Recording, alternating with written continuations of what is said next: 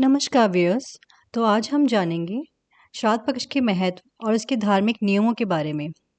पितृपक्ष का समय हमारे पूर्वजों को स्मरण करने और उनका आशीर्वाद पाने का अवसर है। आप आइए जानते हैं श्राद्ध से जुड़ी परंपराओं और उनकी मान्यताओं के बारे में। श्राद्ध पक्ष केवल एक धार्मिक अनुष्ठान नहीं बल्कि हमारे पूर्वजों के प्रति कृतज्ञता व्यक्त करने का माध्यम है। आज हम विस्तार से समझेंगे इसका महत्व। तो क्या आप जानते हैं कि श्राद्ध कब किया जाता है? हर साल भाद्रपद महीने के शुक्ल पक्ष की पूर्णिमा से पितृपक्ष शुरू होते हैं। इनका अंत अश्विन मास की अमावस्या तिथि पर होता है। और श्राद्ध किस तरह से किया जाता है या श्राद्ध क्यों किया जाता है? पितृपक्ष में पितरों की आत्मा को शांति प्रदान करने के लिए विशिष्ट कर्म किए जाते हैं जिसे श्राद्ध कहते हैं। श्राद्ध असल में पितरों को आहार पहुंचाने का माध्यम माना जाता है।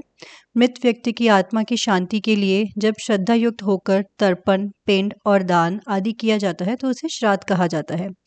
और श्राद्ध किस तरह से किया जाता है?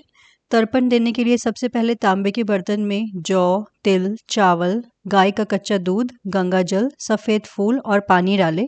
इसके बाद लोटे में जल भर दक्षिण दिशा में घुटने को जमीन में टिकाकर बैठे और हाथों में कुशा घास रखकर सीधे हाथ के अंगूठे से अर्पित करें।